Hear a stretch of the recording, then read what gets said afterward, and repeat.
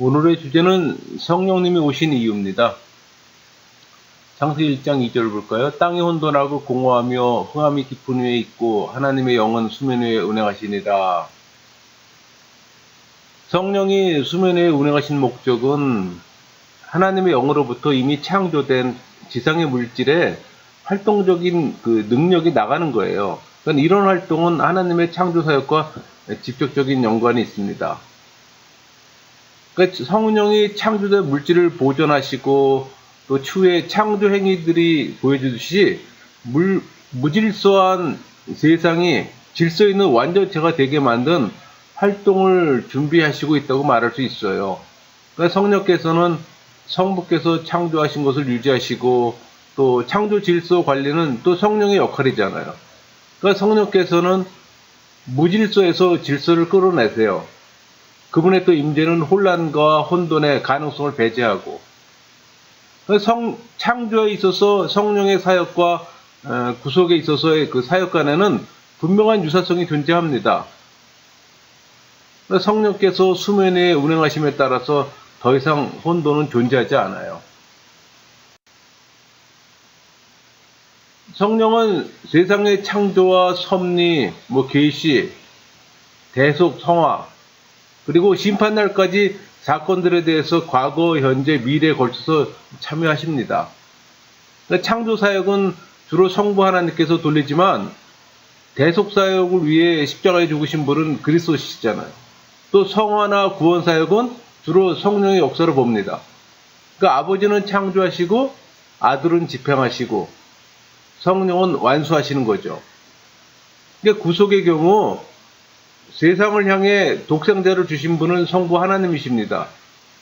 구속을 이루신 분은 아들, 성자 하나님이시고, 그러나 이 구속을 성도들의 생명에 적용하시고 완수하시는 분은 성령 하나님이에요. 구약에 선포된 성령의 예언은 만민에게 부어지며 또 새 언약하에 있는 자들의 위에 영원히 머물 것이고 또 사람의 마음속에 계셔서 그를 새롭게 하고 또 거룩하게 하십니다. 여러분, 성령 강림의 의미는 하나님의 약속의 성취며 또 구약에 나타난 한 가지 예표의 성취예요. 또 새로운 시작의 새로운 시대, 시작을 또 의미하기도 합니다. 그러니까 하나님의 은혜가 이방인들에게까지 전파되는 것을 또 의미하기도 하고 또 하나님께서 예수 그리스도를 보내셔 죄와 사망에게 우리를 어떻게 건지셨는가를 또 증명하라는 의미가 또 있어요. 여러분, 우리 말씀 구절 보면은 누가복음 24장 49절 볼지어다 내가 내 아버지께 약속하신 것을 너에게 보내리니 너희는 위로부터 능력을 입혀질 때까지 이 성에 머물라 하시니라. 그러니까 성령 강림의 목적은 위로부터 능력을 입힘을 받기 위한 것입니다. 마찬가지로 사도행전 1장 8절에 보면 오직 성령이 너에게 임하시면 너희가 권능을 받고 또 디모데서 1장 7절을 보면은 하나님이 우리에게 주신 것은 두려워하는 마음이 아니요 오직 능력과 사랑과 절제하는 마음이니 그러니까 하나님에 의해서 우리가 두려워하지 않는 담대함을 주시잖아요. 능력도 주시고 사랑, 하나님의 대표적인 속성이 또 사랑이잖아요. 그것도 우리에게 주신다는 거예요. 또 고린도서 3장 6절에 그가 또한 우리를 새 언약의 일꾼 되기에 만족하게 하셨으니 율법 조문으로 하지 아니하고 오직 영으로 함이니 율법 조문 죽은 것이요 영은 살리는 것이니라. 그러니까 율법 조문은 죽이는 것이요 영은 살리는 것이라. 여러분, 이 말은 성령이 우리 안에 내재할 때 가능한 얘기입니다. 그렇지 않으면 우리는 율법이 매일 수밖에 없어요. 그러니까 율법으로 끝나는 거는 구약에서 있었던 일이잖아요. 그러나 우리는 율법 내이는 존재가 아니잖아요. 또 고린도 2장 4절 보면 내 말과 내 전도함이 설득되는 지혜의 말로 아니하고 다만 성령의 나타나심과 능력으로 하여. 여러분, 우리가 누구에게 전도한다, 우리의 능력으로 전도해주는 게 아니잖아요. 성령의 역사가 일어날 때 그 전도가 가능한 겁니다. 이 시대에 많은 교회에서 지금 전도를 해서 많은 사람들을 교회 안에까지 오게는 해요. 그건 사람이 할 수 있는 일이에요. 그러나 그 사람이 종교인이 아닌 신앙인이 되는 건 전적인 성령의 역사입니다. 우리가 전도할 때 하나님의 도를 바르게 전해야 되는데 우리한테 그게 교육되지 않고 훈련되지 않기 때문에 그저 그냥 교회 안에 불러들이는 게 전도로 생각을 해요. 전혀 그렇지가 않죠.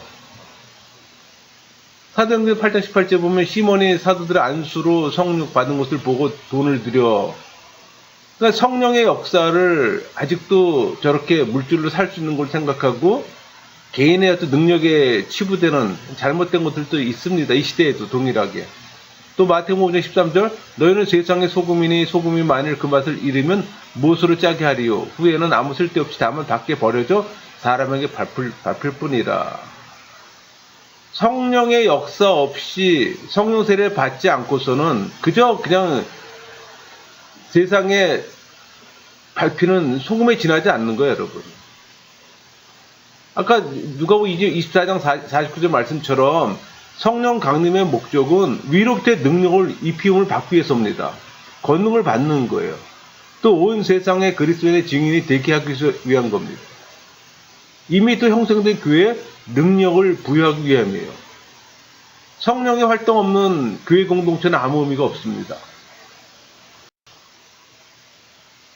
우리는 성령을 말할 때 성령의 기름 부으심을 말하는데 성경에서 무엇이라 말하는 건 보겠습니다.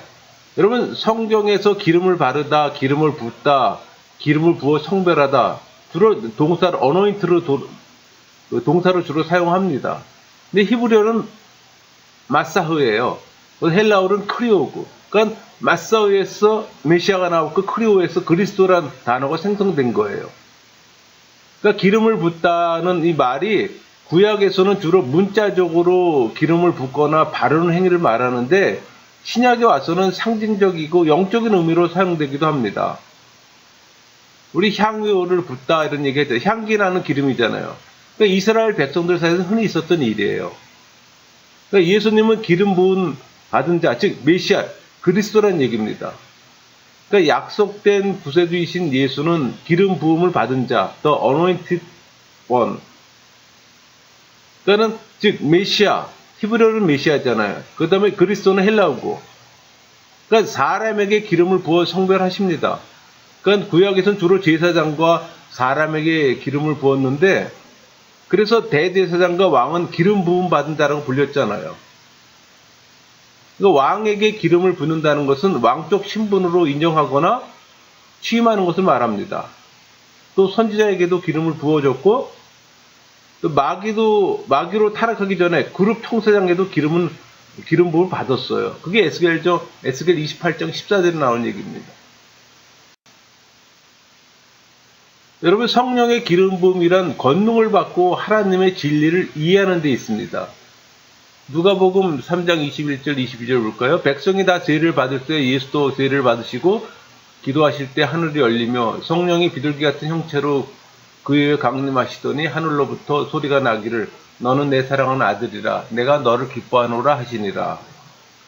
이 누가복음 3장 21절 22절 이거는 우리 여러분 성경에서 성삼위 하나님이 완전히 계시되는 사건입니다. 우리 구약에서는 하나님만 계시되고 신약에 와서 예수님이 계시되고 예수님이 세례받을 때 성령 하나님이 계시되잖아요. 그러니까 성삼위 하나님이 계시되는 완벽한 사건이에요.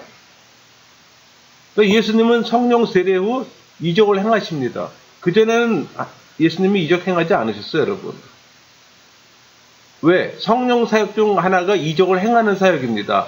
예수님 사역은 말씀을 전하는 사역이고.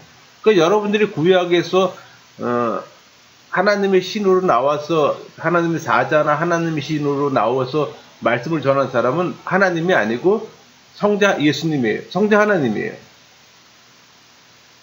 그리고 또 구약에서도 어떤 이적이 나타나는 건 전부 다 성령 하나님입니다. 성삼위 하나님께서 항상 같이 활동하셨던 거예요. 우리가 세대주의 영향에 의해서 잘못된 게 뭐냐면은 구약의 활동은 성부 하나님, 신약은 성자 예수님, 성자 하나님, 그 다음에 성령 하나님, 이걸 단계적으로 구분하는 게 잘못된 거예요, 여러분. 그 세대주의 신학에 영향받은 겁니다. 구약이나 신약이나 항상 삼위 하나님은 같이 움직이셨던 거예요. 다만 역할만 분담했을 뿐입니다. 구약에서 성부 하나님은 접할 수가 없던 존재였었어요, 여러분. 구약에서 하나님이 말씀하신다는 거의 다 성자 하나님이에요. 근데 구약에서 어떤 이적을 나타내는 것은 성령 하나님 역할이었어요. 그거 바르게 기억해야 합니다. 그래서 우리 신약에 와서도 예수님께서 성령 세례 받은 후에 첫 이적이 뭐였어요? 가나의 혼인잔치에 물을 포도주로 변화시키는 사역이었잖아요. 그런 이적 사건은 성령 하나님의 역할이었어요. 그래서 예수님도 성령 세례 받은 후에 이적을 행하셨던 겁니다. 마태복음 4장 1절, 그때 예수께서 성령에 이끌려 마귀에게 시험을 받으러 광야에 가사. 그러니까 예수님께서 성령이 충만해서 광야로 시험 받으러 가셨던 겁니다. 그러니까 예수님께서는 자신의 기름 부음 받으신 사실을 말씀하시면서 이사야 61장 1절 말씀하신 거예요. 주 여호와 영이 내게 내리셨으니 이는 여호와께서 내게 기름을 부으사 가난한 자에게 아름다운 소식을 전하게 하려 하십니다. 나를 보내사 마음이 상한 자를 고치며 포로된 자에게 자유를, 갇힌 자에게 노임을 선포하며, 이렇게 읽으셨던 거예요. 이 기름 부음에 대한 예언은 시편 45편 7절 8절에서도 발견됩니다. 왕은 정의를 사랑하고 악을 미워하시니 그러므로 하나님 곧 왕의 하나님이 즐거움의 기름을 왕에게 부어. 그러니까 능력 있는 봉사를 위한 이 기름 부음은 마태복음 3장 11절에서 볼까요? 나는 너희로 회개하게 하기 위하여 물로 세를 베풀거니와 내 뒤에 오신 이는 나보다 능력이 많으시니 나는 그의 신을 들기에 감당하지 못하겠노라. 그는 성령과 불로 너희에게 세를 베풀 것이요. 그러니까 불로서 악을 사라지고 또 그리스도의 의가 나타나게 주어진다는 겁니다. 이 기름 부음은 우리가 주님 안에서 성령의 충만함을 입을 때 가능한 것이에요. 그러니까 기름 부음은 성령으로부터 오는 것, 오직 하나가 있을 뿐입니다. 사도행전 1장 8절, 오직 성령이 너에게 임하시면, 고린도후서 기름 부으신 이는 하나님이시니, 고린도후서 1장 22절, 또한 우리에게 인치시고 보증으로 우리 마음에 성령을 주셨느니라. 요한일서 2장 20절, 기름 부음을 받고 또 요한일서 2장 27절, 오직 그의 기름 부음이 모든 것도 너에게 가르치며. 그러니까 영으로 붓는 기름을 믿음으로 받아들입니다. 여러분, 예수님이 죽음 후에 인류에게는 새로운 인간 질서, 그러니까 사회 질서, 이상, 힘이 생겨나기 시작했습니다. 그러니까 그리스도께서 성령으로 태어나서 성령의 세례를 받고 또 성령의 능력 안에서 공생애를 시작하셨어요. 또 영원하신 성령을 통해 고난의 신비 속에서 당신을 하나님께 바치고 또 부활하시고 승천하신 주님은 바로 그 고난을 통해 하나님 앞으로 가셔서 남겨둔 사람들의 대표자로서 또 성령을 받으신 거예요. 그러니까 세례는 그리스도를 믿는 하나님 교회에 대한 창조 행위입니다. 또 교회는 하나님을 찬양하고 기도하고 또 예언하는 기간이고, 여러분, 성령의 오심은 단순한 사건이 아니에요. 예수 그리스도가 하나님께로 가셨음을 증거한다는 엄청난 사건입니다. 그러니까 구약의 그 약속의 관점에서 강조되고 또 그리스도 구속사역의 적용과 또 그리스도인들이 거룩한 하나님의 백성인 것을 인정하는 것과 또 그들의 거룩한 삶의 근원이라는 관점에서 더 강조되고 있다는 사실을 우리는 발견할 수 있습니다. 예수 그리스도와 그의 위대한 구원 사역에 대한 증인이 되게 합니다. 또 약속 성취면에서 연합하고 또 그리스도 사역과 동일해요. 즉 그리스도 사역을 행할 목적이 되는 거죠. 여러분, 그리스도께서 승천하심으로부터 성령과 그리스도는 사역적으로 일치합니다. 그러니까 성령의 내적 사역은 죄인을 회개시키시며 또 우리를 거듭나게 하잖아요. 또 그리스도에 관한 진리를 증거하시며 또 우리를 영적으로 성착케 하십니다. 그러니까 성령께서는 사람을 부르셔서 직분을 맡기실 뿐만 아니라 그가 하나님 나라 일꾼으로 헌신할 때 그 일을 또 감당할 수 있도록 능력을 주세요. 그러니까 성령 세례 받는 사람에게 주어지는 은사잖아요, 그게. 그리스도인 사이에 교제하는 일도 하십니다.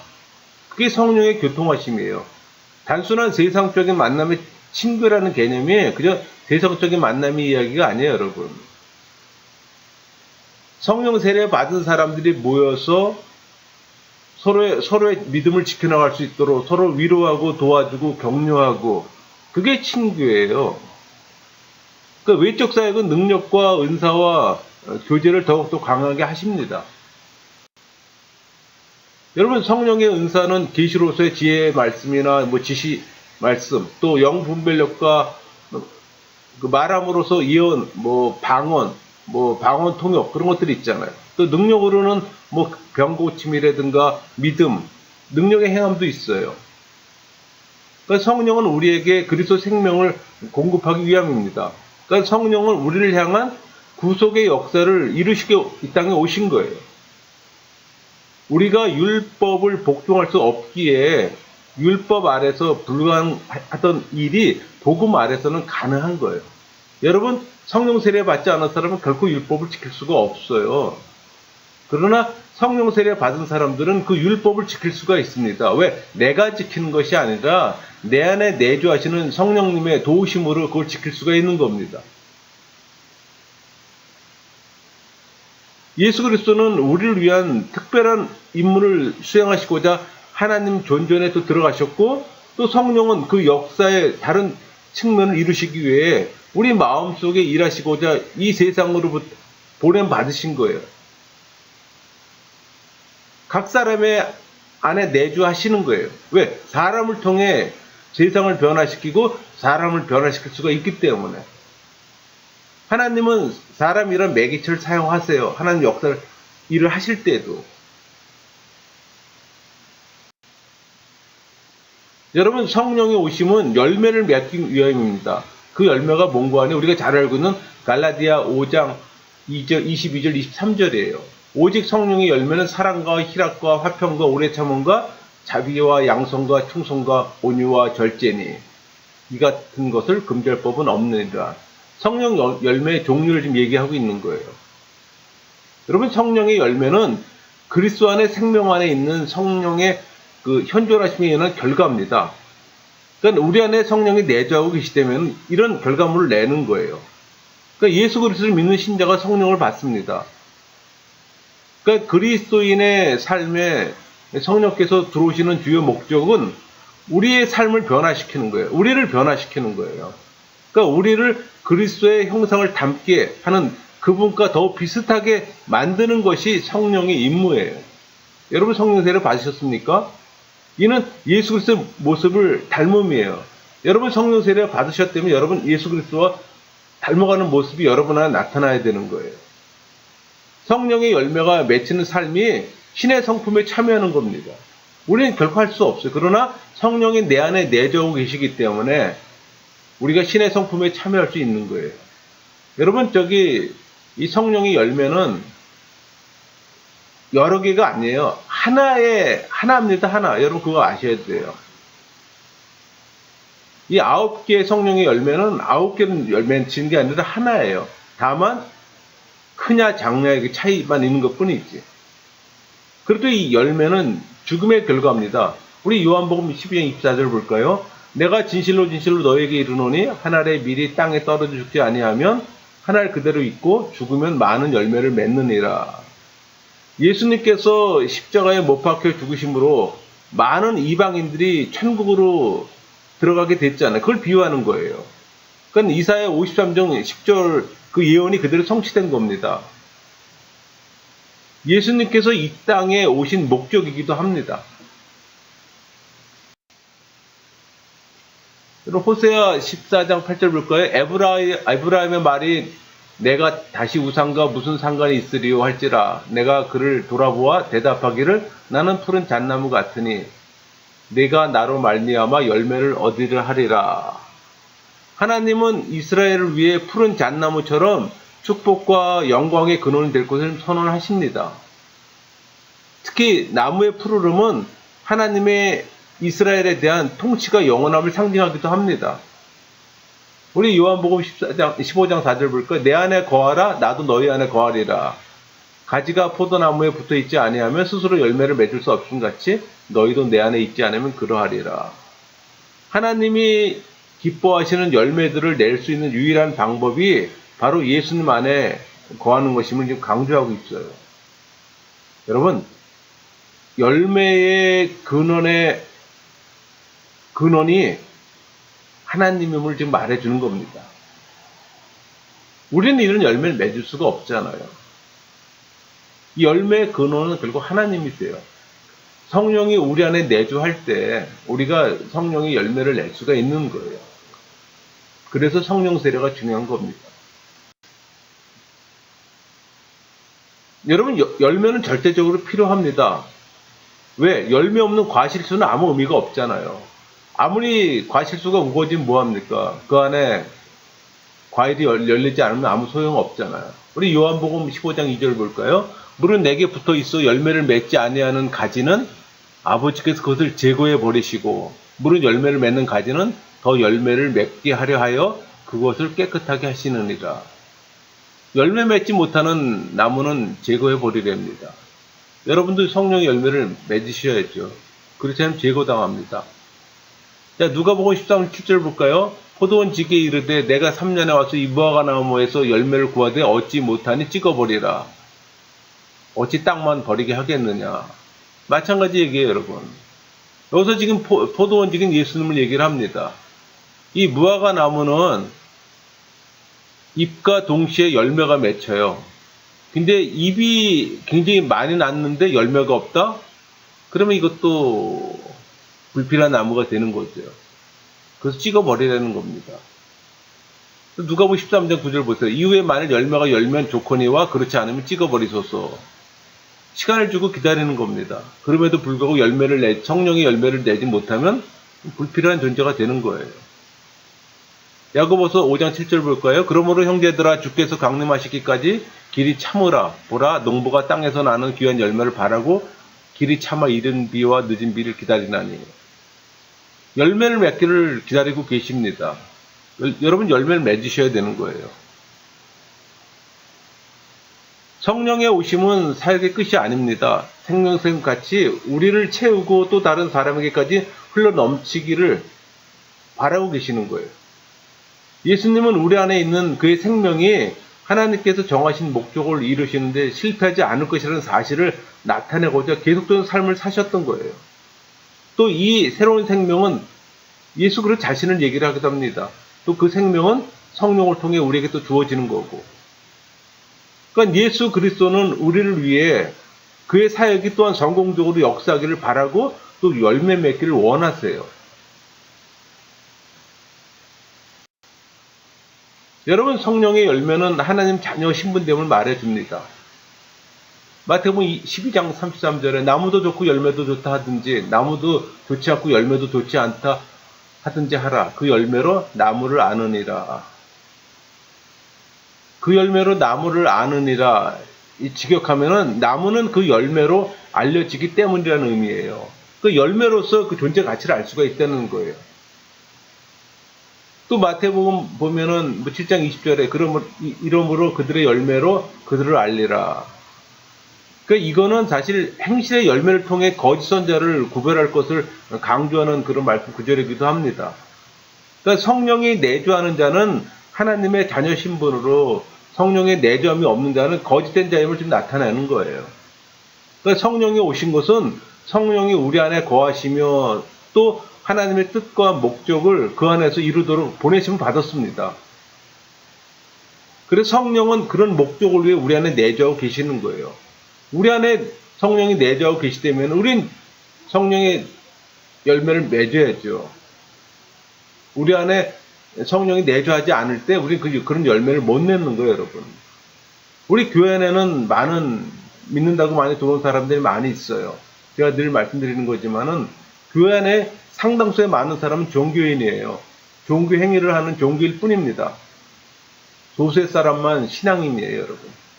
그 소수의 신앙인만이 저 성령의 열매를 맺게 되는 겁니다. 좋은 교회는 절대 그 열매를 맺을 수가 없어요. 왜? 성령이 내주하지 않기 때문에. 여러분, 이 시대에 많은 교회가 세상으로부터 많은 지탄을 받아요. 왜 지탄을 받을까요? 그거는 여러분 성령 세례 받은 신앙인이 많은 교회는 결코 세속화될 수도 없고 타락할 수도 없어요. 근데 교회가 세속화되고 타락한다는 얘기를 듣는 얘기는 결국 교회 안에 종교인이 많기 때문에 그런 거예요. 그건 목회자도 마찬가지고요. 그러면 성령이 성도들의 생활과 어떤 관계를 가지는가, 그것도 한번 생각해 볼 수 있잖아요. 왜? 성령이 이 땅에 오신 목적이 있으니까는, 왔으면은 우리들하고 어떤 관계가 있는 걸 또 봐야 되잖아요. 빌립보 3장 3절에 보면 하나님의 성령으로 봉사하며 그리스도 예수로 자랑하고 육체를 신뢰하지 아니하는 우리가 곧 할례파라. 하나님의 성령으로 봉사하며, 이 말은 전통이나 형식에 지배받지 않고 성령의 그 인도하심에 따라 기쁜 마음으로 예배하는 걸 얘기합니다. 그러니까 여러분의 의지 갖고 예배하는 게 아니라 성령의 도우심으로 예배를 하는 거예요. 로마서 8장 9절 보면 만일 너희 속에 하나님의 영이 거하시면 너희가 육신에 있지 아니하고 영에 있나니 누구든지 그리스도의 영이 없으면 그리스도 사람이 아니라. 그리스도의 영이 없으면 그리스도 사람이 아니라 당연한 얘기겠죠. 성도가 그리스도의 사람이 될 수 있는 것은 오직 그리스도의 영, 성령에 의해서만 가능합니다. 그러니까 성령께서 오심으로써 성도를 하나님께로 인도해서 믿게 하고 또 그 성도 안에 계시면서 하나님 자녀로 인쳐주시는 거예요. 그러니까 성령이 거하는 자는 그리스도께 거하는 자가 되는 것이고 그리스도의 사람이 되는 겁니다. 그래서 성령 세례가 중요한 거예요. 제가 강의 중 여러 번 성령 세례 언급을 많이 합니다. 여러분 성령 세례 받지 않으면 아무 의미가 없잖아요. 그저 좋은 교회로 사는 거예요. 그런 좋은 교회는 절에 가도 되는 거고 다른 타종교도 많이 있잖아요. 타종교하고 우리하고 다른 게 뭐겠어요? 우린 종교인이 아닌 신앙인이 되어야 되는 거죠. 신앙인은 성령이 우리 안에 내주하는 성령 세례 받은 사람만이 신앙인이잖아요. 우리 갈라디아 5장 25절 만일 우리가 성령으로 살면 또한 성령으로 행할지니.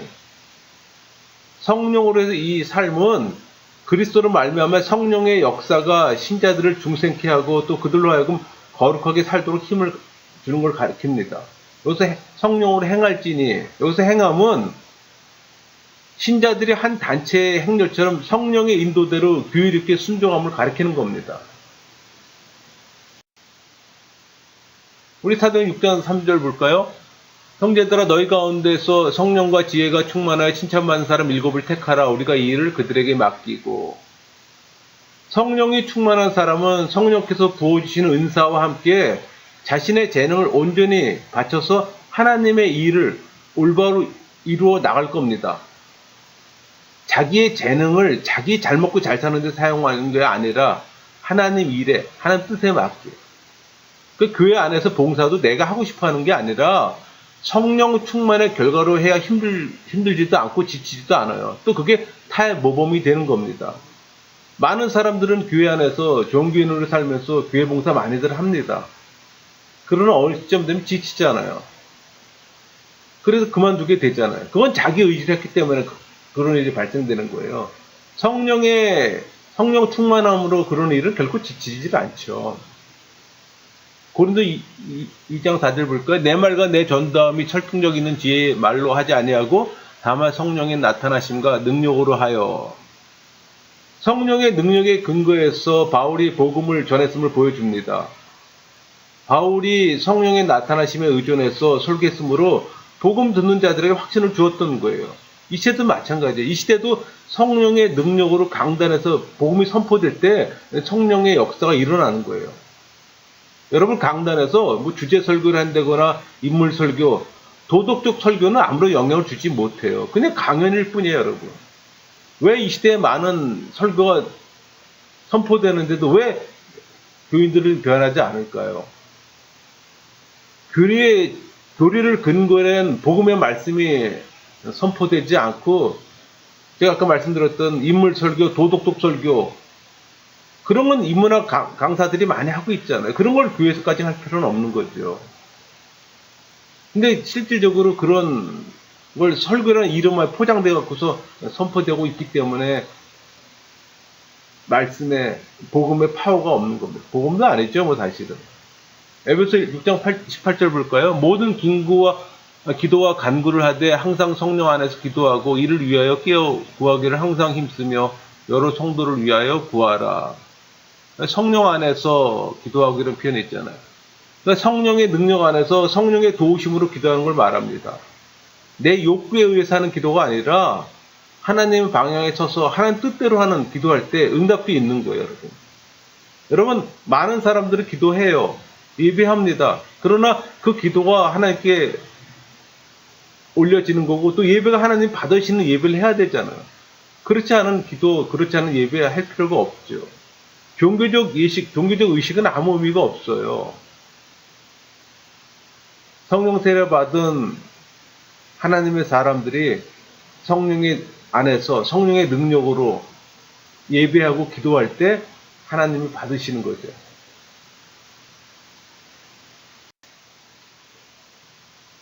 이 시대의 성령의 구속 역사는 성도들이 신앙을 고백할 때, 또 예수를 증거할 때, 또 죄를 책망할 때, 또 율법의 의의를 책망할 때, 심판에 대해 책망할 때, 또 성도들 거듭나게 할 때, 말씀으로 거듭나게 할 때, 또 복음과 사람을 통해 능력을 행할 때, 의인과 환난과 악에서 보호하실 때 역사하세요. 그러니까 예수 그리스도의 생명을 우리에게 일치화시키는 것도 성령의 역사입니다. 그러니까 예수님의 믿음이 우리 안에 들어오게 하는 것이 성령의 구속 역사 중 가장 중요한 역사예요, 여러분. 우리가 구원받는 게 제일 중요하잖아요. 내가 구원받지 못하면은 뭐 세상의 모든 교회가 무슨 의미가 있고 성경이 무슨 의미가 있어요. 내가 구원받는 게 가장 중요한 겁니다. 구원받지 못하는 종교 생활은 아무 의미가 없는 거잖아요. 내가 성령 세례 받으면 그 성령이 우리를 고치시고 또 우리에게 평강을 주시고 때로는 용기와 증거도 주시고 또 모든 진리 가운데 인도하시며 또 우리를 통해 기도하시고자 이 땅에 오셨던 거잖아요. 성령이 이 땅에 오셨다면은 우리하고 연관성이 있어야 되잖아요. 우리하고 연관성 없는 성령이 오시면 아무 의미가 없잖아요. 근데 그 연관성의 시작이 제가 누누이 말씀드리는 거지만 성령 세례잖아요. 여러분 모두가 성령 세례 받고 성령의 인도하심 받는 여러분 모두가 되기를 소망합니다. 강의를 마치겠습니다.